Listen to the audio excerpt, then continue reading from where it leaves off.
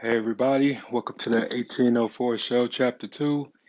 I'm your host, Dollar Will, and this is episode 40. Yeah, I told y'all I was gonna be back. I had to get some things in order, had to get some things handled.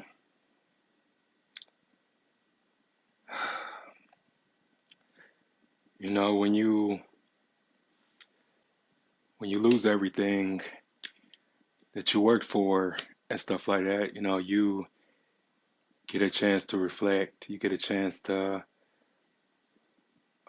humble yourself again. And I've been having such a hard month. I've been having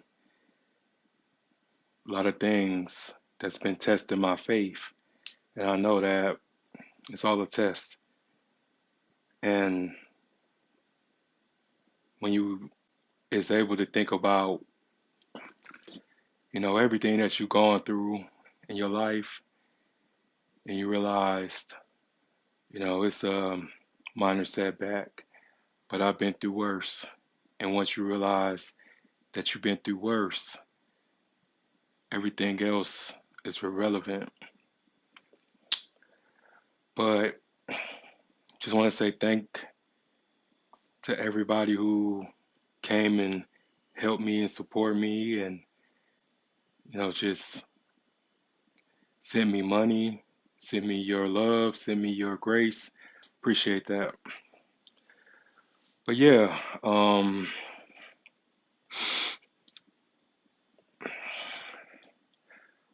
wanted to be real tonight. I wanted to be William tonight because I'm really about to get personal. But I just really dread this day. And as much as I want it to go away, it doesn't go away. But I'm working on it.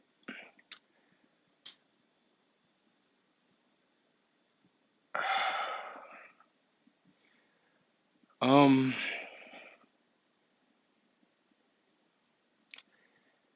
to be honest with you, I'm very speechless at the moment, and my mind's racing, my heart's pumping, but I must get this out.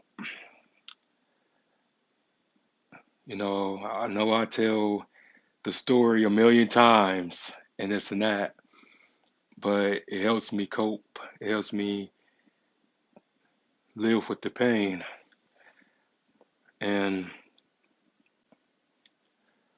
I can say that I'm much better than what I used to be. Because 7 years ago, today would always be one of the worst days of my life. It was the worst day of my life. And I can say that I grown up so much, I matured so much, and I'm just happy that I ain't give up. I'm just so happy that I ain't quit, that I ain't take myself out. When you go through depression for real, like you just feel like nobody loves you. You feel like nobody cares. Nobody wants to be there. But I was able to bounce back and start a show, start a platform, and to tell my story. Because I just want my viewers, I want my listeners, or just my supporters to know that I'm just a human being like everybody else and just wanted to begin a platform and just have a long term goal into helping people. Because we all been through something, we all have a story, and I'm not ashamed to tell my story. I'm not ashamed or embarrassed to admit that I was weak. and that I was defeated, and that I was hurt, I was damaged, I was bitter, the whole nine. And when you lose somebody like that you love, you lose somebody that you're close to, you have no idea what true heartbreak is until it's a parent, sibling, or a child. Those the ones that get you the most. Those the ones that hurts the most. And to this day, I never cried so hard until I got that phone call. And I must say, it just changed my life forever. As much as I wanted to go back to normal or be the same, I couldn't do it. I knew that that person was gone. When I found out he died, I knew that he was gone forever. And I had to figure it out. I had to just adjust to life without my brother. And I wish I could find his obituary. I hid it somewhere, because it was just affecting me so much every day. So I hid it somewhere and I can't find it. It would have been the first time I read it in 5 years. But yeah, I can't find it anywhere. But my brother Damien Lawan Alford, he was he was so cool. Y'all think I'm a mess, I got that from him. Y'all think I'm petty, I got that from him. Y'all think I'm intelligent, I got that from him. We was 13 years apart. He helped raise me. He was my first best friend, my video game buddy. We slept in the same room. We slept in the same bed. And I just always wanted to be like him. And I wanted to wear glasses because my brother wore glasses. I wanted to have cologne because my brother collected cologne. And it was just so fun before he went to the military. We had our moments, when we argue, when we fight. We never got into a fist fight because he was way stronger than me. He knew he would kill me if he ever put his hands on me. But I'm grateful that I never got hit or kicked or slammed by him. But I just knew that he was just always stronger than me. But we always had our differences, and it's just crazy that I'm 7 years from being his age when he passed away. Because he passed when he was 40 years old, and 40 is young. He would have been 47. Well, he would have been turning 47 next year, but he would be 46 now if he would have lived. So it just,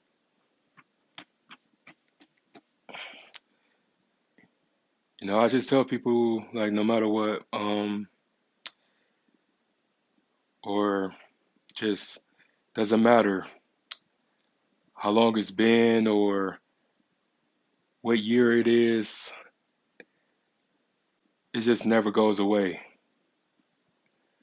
I mean, you learn how to cope with it, but like on anniversaries and birthdays and holidays, and it sneaks up on you and it takes you back to when you first found out. And I was just happy that I didn't go crazy. I didn't lose my mind. I lost him. I lost a lot of things. I lost friends. I lost money. I lost a lot of stuff, but I didn't lose my mind. And I'm glad that I was able to bounce back from that. It just really shows just my courage. Because it takes courage to be the last son, you know what I'm saying? The last male of the family, you know, out of your mother's children.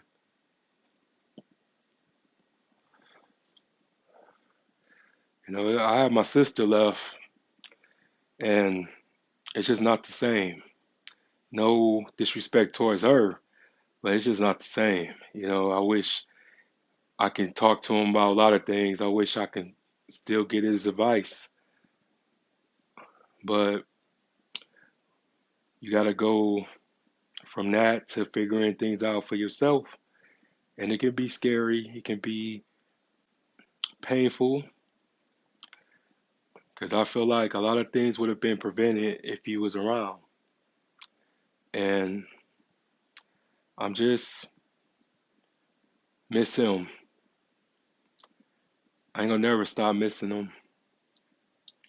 It's just one of those things that you go through that you never get over, but you just learn how to roll with the punches. And I just tell people every day about trauma. I was really traumatized when I saw him in that casket because it was like I saw myself. I was scared to really see him in that condition, knowing that we didn't get a chance to make things right. We didn't get a chance to reconcile. And a lot of people didn't really get the chance to really find out how I felt about it until now. You know, I really felt like when it was time to put him into the ground, I buckled under pressure and I couldn't be strong for our mother because I was completely in shock. I felt weak. You know, when they tell you, like, oh, you got to be the man of the house now and stuff like that, I couldn't be the man at that time. Even at 27, I fold. I couldn't handle it. You know, I have my moments and I have my days where I can't handle it either. You know, this thing called life is hard. It's hard on everybody. And I just can't imagine what he was going through because he was just a private person. He never really talked about his problems to me. I was just little brother to him, you know. But he would always listen to my problems and give me advice. It's just sometimes I just really feel broken. You know, I can't really explain it until you went through it, but that is like it's like having a puzzle and then you lost the final piece and you don't know where that piece at, but you think that the puzzle is finished and it's not. And that's how I feel, and that it's the best way I can describe it. But I'm still going strong. I'm still happy. I'm still doing what I love to do, and that's by helping people. You know, we grew up without our dad. our dad was around him more than he was around me. He was out of my life for 25 years, you know what I'm saying? But, I had him and my sister, my mom, and my stepdad, but he was like my dad. I still remember being a little kid, um, going to see him, going to visit him. We lived at grandma's house, and he would pick on me. I always been a chubby dude, so I was a chubby kid. So he would always pick on me. He'd make me cry, and I would go and tell grandma, and grandma would criticize him, talk about him, and we all would laugh together. But I'm just grateful for his existence. I'm grateful for the fact that he was there for me when I really needed somebody to talk to and lean on. And, I just wish sometimes he was here to see all the progress that I made and, tell me that he's proud of me and that he's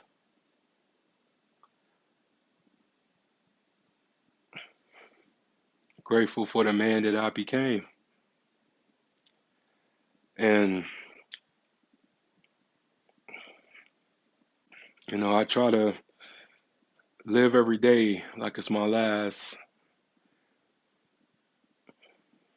I really take this legacy stuff seriously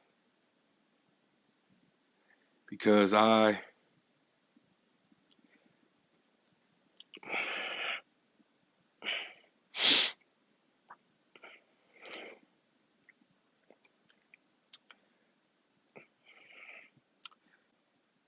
don't want to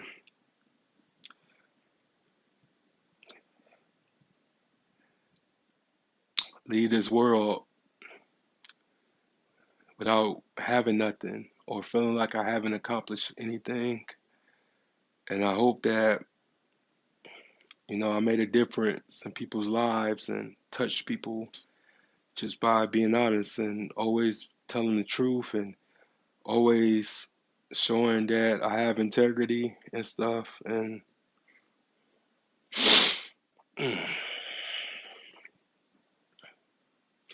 I give this my all every day. And every episode that I've done, it always was real. It always came from the heart. I don't clout chase. I don't try to seek attention. I just try to be myself and try to humble myself as well. And just to let people know that I wasn't that far or it wasn't that long ago that I feel beaten and that I was wounded and and he just always had this sense of humor about himself. Like I don't really remember his voice, but I just remember that he had one of those laughs that will make you want to fight him. I remember that too, I remember he just was an instigator.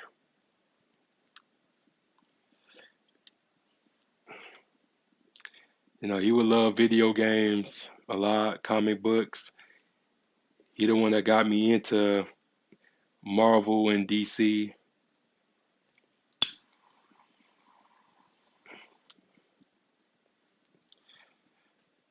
And he was just always telling me like, you have so much potential, but you blowing it, and you need to use your brain. And he would always tell me that.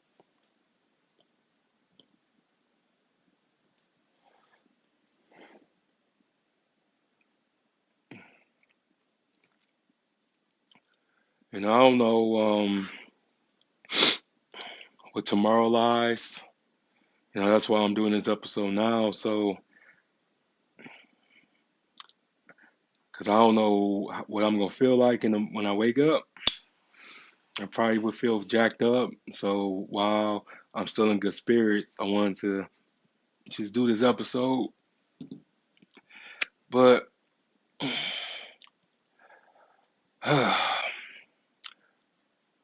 this is really hard for me. I'm just trying to really get this out. But at the end of the day, I owe everything that I am to my brother.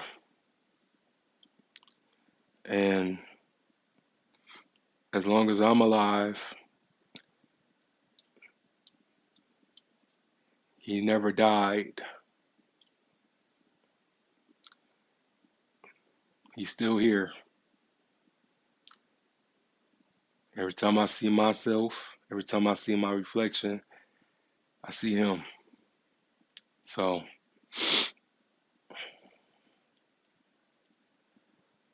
I just cherish every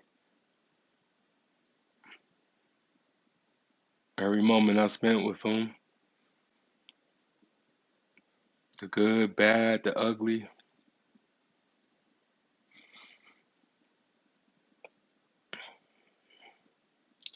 He would always be my everything. And I just wanted to let you know I love you, man,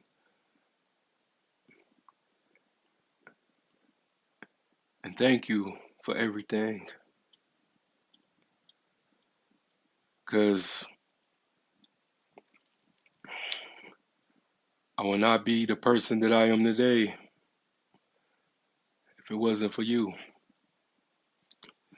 Out of everything and out of everybody, your death got my attention. Your death made me want to move out of life. Your death was the reason why I moved out. You was the reason why I wanted to better myself and better my circumstances. And you is the 1804 show chapter 2.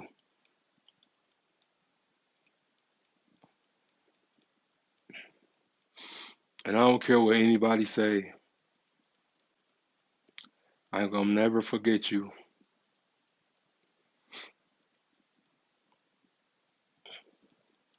Because I can't forget you. And I just want you to know that I'm always love you till the day I die. Until we meet again. This is not a goodbye,